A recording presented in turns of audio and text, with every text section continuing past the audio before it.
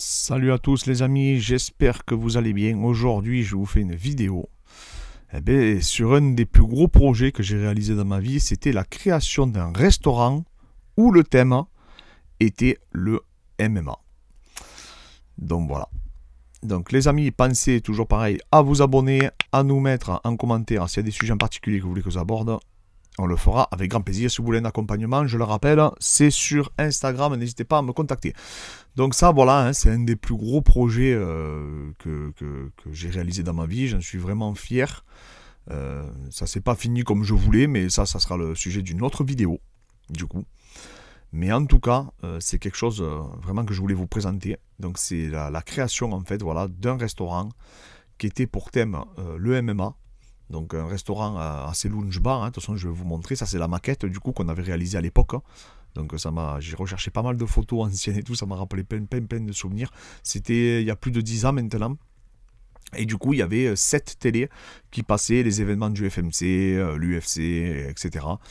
Toute la journée. Donc il y avait des combats toute la journée. Et voilà, donc il y avait des gants, il y avait des figurines, il y avait des shorts signés par Randy Couture et tout que Venom m'avait donné. Par Brock Lesnar aussi, il me semble. Donc voilà, j'avais vraiment beaucoup de... Ça faisait comme un petit musée du MMA, quoi, en quelque sorte, mais tout en étant dans une ambiance assez lounge bar. Donc voilà, donc en fait c'était mon rêve et je l'ai annoncé du coup au Fighting Marco Arena, parce que je ferai une vidéo sur les événements, hein, parce qu'il y a beaucoup de gens qui ne savent pas, mais à la base je faisais des événements. Et c'est comme ça en fait, plus ou moins qu'au début, les combattants m'ont découvert, parce que j'avais un club, mais c'est les événements, comme ils venaient du coup combattre chez moi, c'est comme ça que j'ai pu échanger, rencontrer beaucoup de personnalités du monde du sport. En fait, ce qui s'est passé, c'est que j'allais beaucoup au restaurant, le midi, etc. Donc j'avais déjà mon club. Donc ça, je rappelle, c'était en 2011, fin 2011, il me semble. Ouais, de l'été 2011, pardon. Et il y avait un restaurant à Palavas-et-Flots, qui était la gare routière, qui était en face de la plage, qui était à vendre. Et je suis allé le voir le mec, j'ai dit écoute, c'était un copain à moi, j'ai dit écoute, je serais prêt à te le reprendre, j'avais aucune connaissance dans la restauration. Je lui ai dit franchement ça m'intéresse fortement, j'aimerais avoir un pied à terre, un peu une vitrine pour mes événements. C'est pour ça que je serais vraiment très intéressé d'acquérir ton affaire. Alors là les amis, je vous explique même pas la galère déjà pour avoir les prêts, ça a été un truc de fou. Pourtant, il m'a fait un gros crédit vendeur. La plus grosse partie, c'était un crédit vendeur. Mais pour avoir un prêt qui était dérisoire, surtout pour l'époque, alors qu'il y avait une licence 4, hein, donc la licence 4, on peut faire barre, hein, pour ceux qui ne savent pas, ça a été la croix et la bannière. Je ne peux même pas vous expliquer la galère, les démarches, toutes les banques qu'on a dû faire, tous les refus qu'on a eu, parce que j'étais pas du métier qui ne voulait pas financer non plus un restaurant et un bar, parce que c'est un peu des métiers à risque. Donc voilà, donc je pense qu'on a fait à peu près une dizaine de banques, on a eu 9 refus, et à un moment donné, à mon avis, on a eu tellement marre du coup de me voir y aller tous les 2-3 jours, qu'ils ont accepté le prêt, ils ont dit bon, lui c'est un relou, là je rends pas, donc autant lui donner son prêt. Et donc du coup voilà, j'avais un mec à moi, Alexis, qui faisait du super boulot, qui m'avait fait cette maquette, hein, parce que ça ressemblait pas du tout à ça, hein. Et à partir de cette maquette, c'est là où on a créé du coup un peu ce lounge bar, ce restaurant. Alors j'ai pas trouvé trop de photos d'avant, après, malheureusement. Mais vous pouvez, je crois sur Google Maps, il y avait le restaurant qui était avant, on peut le retrouver, c'était la gare routière. C'était pas dans un état... Voilà, c'était propre, mais c'était très ancien, les meubles, l'agencement, c'était pas du tout en adéquation à avec ce que je voulais faire. Du coup, alors attendez, j'ai sauté une étape, hein. Ça c'était Vanderlei Silva que vous avez vu, vous avez expliqué, parce qu'en fait ils sont venus manger dans mon restaurant, il y a pas mal de personnes qui sont venues, du coup dans le resto. Et je vais vous essayer de vous illustrer un peu les étapes, hein, du coup, qu'on a eues. Donc ça, c'était au moment où on a reçu tous les meubles. Donc on avait posé l'enseigne qui était illuminée, vous pouvez la voir. Et là on avait tous les meubles, tous les canapés, tout qui était emballé, du coup à l'intérieur. Et il fallait tout installer. Et derrière, je vais vous montrer du coup le résultat final donc de la création du restaurant. Mais ça aussi, vous ne pouvez pas vous imaginer. J'étais parti dans des travaux. Moi, je connais rien du tout aux travaux. Je ne sais pas planter, un clou dans un mur. Et heureusement, j'avais plein de copains à moi que c'était des tueurs. Heureusement que mon père, il connaissait bien le milieu du bâtiment, donc il m'a ramené un carreleur, tout. Franchement, c'est...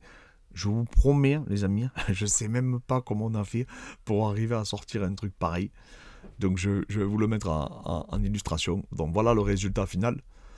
Donc on avait commandé des canapés Chesterfield, on avait commandé un peu des meubles baroques avec des super carreaux et tout. Donc on voit le résultat, on s'est dit, ouais, c'est... Alors pour les... Je rappelle, c'était il y a plus de 10 ans, hein.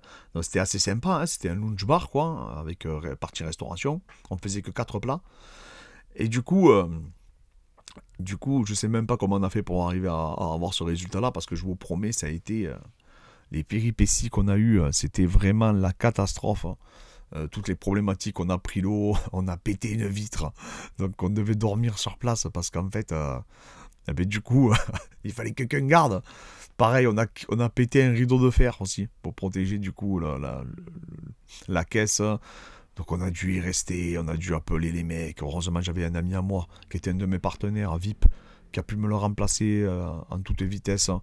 Enfin, franchement, on a eu, je crois que le plus de, vraiment, hein, le plus de mauvaises, vraiment de mauvaises anecdotes, c'est d'être dans un restaurant. Et pourtant, c'est là où j'ai eu mes plus gros fous rires. Parce que vraiment, entre les contrôles, entre la police aussi qui venait pour boire, pour l'alcool, parce que des fois on fermait un peu trop tard. Enfin, écoutez, j'ai eu vraiment...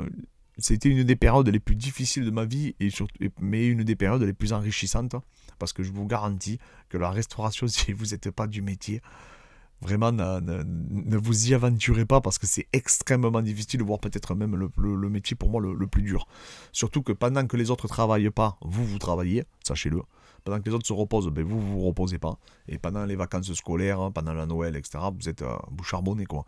Et donc c'est ça qui est très très difficile aussi. Et surtout que vous, pendant l'été, ben c'est là où vous faites votre plus gros chiffre. Parce que moi, c'est une station balnéaire, par là-bas c'est flot. Donc ben, en fait, vous pouvez partir nulle part, quoi. Vous pouvez pas partir un week-end, vous pouvez rien faire.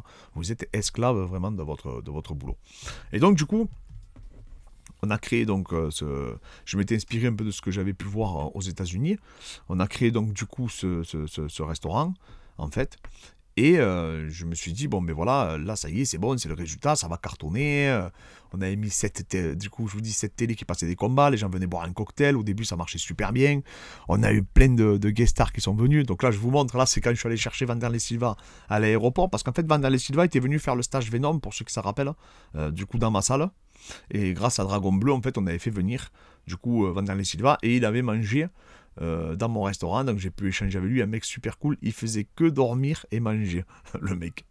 Et voilà, et après, par contre, vraiment super sympa, il y a Lyoto Machida, on doit pouvoir retrouver les photos aussi également, mais je vous cache pas que j'ai pas réussi à retrouver les photos où il mange avec moi, mais elles y sont, hein, sur internet, parce que je sais qu'il y a des mecs qui me les avaient envoyés, mais je sais que je les avais trouvés. Il y avait André, Lyoto Machida, il y avait Franck Dupuis aussi, donc du coup le PDG de Venom. Donc on était tous ensemble et il y avait vraiment beaucoup de personnes aussi, hein. Donc vraiment 2 personnes. Lyoto Machida beaucoup plus réservé. Vraiment petit gabarit aussi. Vraiment c'est ce qui m'a surpris. Me dire comment il a fait pour gagner à 93 kilos. Et donc j'ai beaucoup parlé avec lui il m'a parlé de ses combats contre Joe Jones et tout. Je vous ferai une vidéo pour vous témoigner ce qu'il m'avait raconté. Mais voilà, donc on a eu Vanderlei Silva qui est venu, un mec super, vraiment super sympa. Il faisait que bouffer, il m'avait pris 2 plats. On a eu Booba aussi. Booba, c'était la première fois que je le rencontrais. Donc il est venu après son concert. Il tenait à venir dans notre restaurant parce que bon, il avait, vous avez vu, on voit les combats derrière dans le grand écran. Et il était venu avec toute son équipe, hein.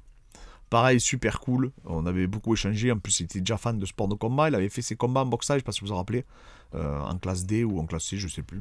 Et donc, on a parlé un peu de ça. Vraiment un mec super sympa. C'était la première fois que je le rencontrais. Et après, derrière, comme vous savez, pour beaucoup, j'ai eu la chance de l'entraîner quand il est venu faire un showcase.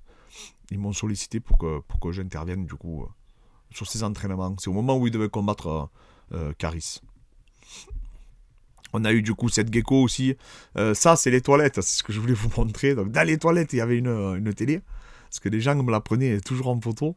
Et en fait, il passait des combats aussi. Donc, vous étiez dans les toilettes, vous avez des combats. Et ça, je l'avais vu aux États-Unis. J'avais dit, oh, c'est super cool. Donc, il faut vraiment que j'instaure ça. Parce que ça m'avait fait marrer. Quand j'avais vu ça, je dis, ah non, il nous faut une télé dans les toilettes. C'est impossible. Ça peut pas être autrement, quoi. Donc voilà, ça aussi un truc, un petit truc marrant. Et voilà, et là on voit l'emplacement. Donc l'emplacement c'est devant vous en fait. Si vous continuez tout droit, donc vous voyez le drapeau vert. C'est ce qu'il y a dans les postes de secours. Et en fait, c'est la plage. Donc la plage est vraiment, vous traversez la route ou vous êtes sur la plage. Donc c'était un emplacement vraiment qui était exceptionnel, qu'il est toujours. Hein. Pour la petite anecdote, celui qui m'a racheté, donc c'est un copain à moi par la suite, hein, parce que je l'ai vendu. Et celui qui a racheté à ce monsieur, c'est un de mes élèves. Et sans le savoir. C'est-à-dire qu'il m'a dit, je rachète un tel restaurant, tu connais. J'ai dit, mais attends, tu rigoles ou quoi? C'était mon ancien restaurant. Et en fait, voilà. Donc c'était vraiment un projet qui m'a permis de vraiment me responsabiliser, parce que pour tous les personnes qui ont des commerces, gérer le stock, gérer comment on appelle ça, le journal des employés, faire l'emploi du temps, le serveur qui arrive pas, tu le cherches partout, la veille il est sorti, tu te retrouves, t'as plus de cuisinier, parce que pareil, le cuisinier m'a planté. C'était moi qui faisais les brochettes. Alors on faisait on faisait que 4 repas, pardon. On proposait 4 plats. On proposait un hamburger maison avec des frites maison. On proposait des brochettes de poulet avec des frites maison aussi. On proposait une entrecôte et un magret. Donc avec 4 repas. Et on avait des super desserts qui étaient faits par un champion de France de pâtisserie. Mon oncle en fait était champion de France de pâtisserie. Donc c'était lui qui les réalisait. Je ne me prenais pas la tête. Hein. Mais en tout cas ils étaient super. Et après, on faisait pas mal de cocktails. Et du coup, c'est vraiment une expérience. Il y a beaucoup de combattants qui sont passés dans ce restaurant. La pesée aussi et les face-à-face à la fin étaient dans ce restaurant pour les derniers FMC. Il faudra aussi que je vous parle de la petite télé-réalité qu'on avait produit aussi. Ça, c'était sympa. Et pareil, ils venaient donc déjeuner et dîner dans le restaurant. Les face-à-face aussi également avaient été faits dans cet établissement. Et voilà, c'est vraiment quelque chose que je voulais vous montrer, parce qu'il y a beaucoup de gens qui ne sont pas au courant. Et il y a des gens aussi des fois qui me parlent, qui voient nos vidéos YouTube et qui me disent des commentaires ou qui m'envoient des messages privés sur mon mail ou sur Instagram et qui me disent « Mais t'avais pas un resto à un moment donné ?» Eh bien oui, voilà, c'est ça. C'est ce restaurant, hein, ça passe vite le temps, c'était il y a 10 ans. Et du coup, ça a été vraiment, comme je vous dis, une expérience qui était exceptionnelle. Mais également, je pense que c'est c'est une des plus belles réussites, mais aussi c'est là où j'ai compris que chacun doit rester dans son domaine et que c'est assez compliqué du coup comment ça s'appelle, de perdurer et d'arriver à rentabiliser un domaine en fait dans lequel on n'excelle pas, dans lequel on ne maîtrise pas. Et ça fera vraiment partie de ça sera la deuxième partie de la vidéo en fait que je vous sortirai, où je vous expliquerai comment j'ai échoué, mais, du coup, lamentablement, avec cet établissement. Et même s'il était pour moi magnifique, et je ne comprenais pas pourquoi, et j'y reviendrai du coup dans la deuxième vidéo. Donc voilà les amis, merci encore à tous pour votre force, merci encore à tous. Je voulais vous faire découvrir un de mes projets qui m'a fait grandir du coup en tant qu'entraîneur, en tant que pratiquant, en tant qu'enseignant. Pourquoi? Parce qu'il m'a permis de contextualiser et surtout il m'a permis de pouvoir mieux m'organiser dans la création de ma future structure qui découlera en partie en fait, la déco, etc., l'univers de cet établissement-là. Merci encore à tous.